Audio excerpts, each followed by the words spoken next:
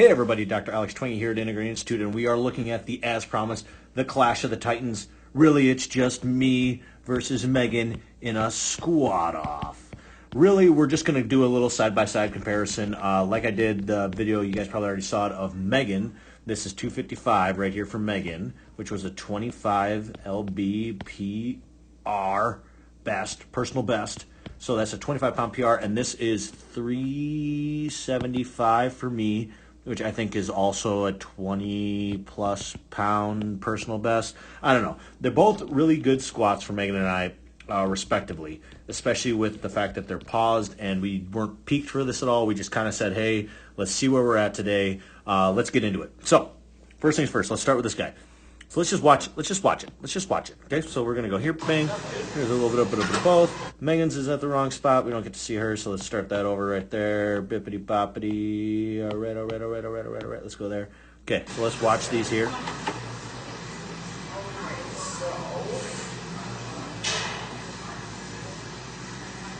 One of us had a much more legitimate pause, not saying who, was probably just me, not saying who. Okay, so let's start Megan's from the top. Okay, we've already seen hers. We know what she does really well. The one thing that she does well is she braces really well here, comes all the way into the bottom, maintains a really good position in the bottom and then out of the bottom. Let's watch this dummy over here, this guy. Like I told you guys in the other video, I am notoriously not a great squatter for my body weight. I weigh approximately 235-ish pounds. That's going to work. 235, okay? Now, this is 375, so it's not a huge squat. It's not a great squat. It's just a squat, okay? So when we look at mine, so here we go. We're coming out of the rack. First things first, you can see my brace is already worse than Megan's. Look at my wrists. This thing here. I don't know why I do that, but this is just a bad habit. Your wrists and your elbows, you really want them to be in a nice straight line. Mine are not. So we go into this brace, and then now here we go. Boom. So the descent. The descent is not bad by me here. I do a good job of braking at the knees. Boom, the knees push out. I ride them forward, all the way into the bottom of this squat. You can see right about here, though, I don't get any more translation. Whereas Megan does a really good job of continuing to translate her knee, so her knee continues to go forward. See that all the way in the bottom. Whereas mine stopped here. Hers went all the way to there. Hers kept going forward. That's right there. That's about it. That's all I get. Now, we get this into the bottom. Brace, good. So bottom position there by me. Once again, this is pretty solid. I'd like to, talking to me specifically, I'd like to see more knee flexion here, and I'd like to see myself filling out the backside of that posterior capsule a bit better. If you look at Megan's, her ability to sit in this position, it looks much more comfortable for her, whereas I look like I might die. Look at that. Not great. That's okay. We can always get better. Now, like I said in the other video, Megan does a pretty good job of maintaining this position where she keeps her knees plugged into this line and her femoral head plugged into this line. She rides this vertically, which allows her to have this really nice kind of corrective ascent to the top. Whereas you're going to see in mine, so if you watch here, whoa, pour out the frickin' tea kettle, Alex.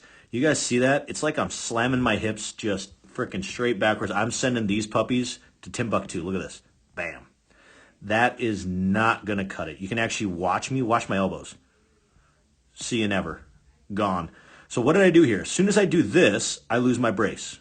I may still have this face, but my brace is gone. Whereas Megan does a really good job of, look at this. She stays locked in here. She stays locked in here relatively. Just drive straight out of the bottom of that squat. Super clean. I do not do that. I shoot my hips back like they owe me rent. These are gone into infinity. From there, I also lose my knee flexion. So from here, I've lost a ton of my quad drive, and now I'm becoming a super back dominant squatter, which is, I mean, you can get by doing it, yet it's not optimal. So then we look at this. I try and correct. You can see I try and correct, but really what I do here is, if you look at Megan, she does a good job of actually taking her hips and bringing them forward and then finishing her squat. I just unhinge right here. So I have this angle, and then as we look at this, see, look at how my legs don't extend anymore, but my back comes up. So I still have the same leg angle, leg angle, but my back comes up. Okay, so that's kind of what we're looking for here, and that's the difference. This is the difference between someone who has a great brace and someone who has a bad brace. This needs to be better. This plays.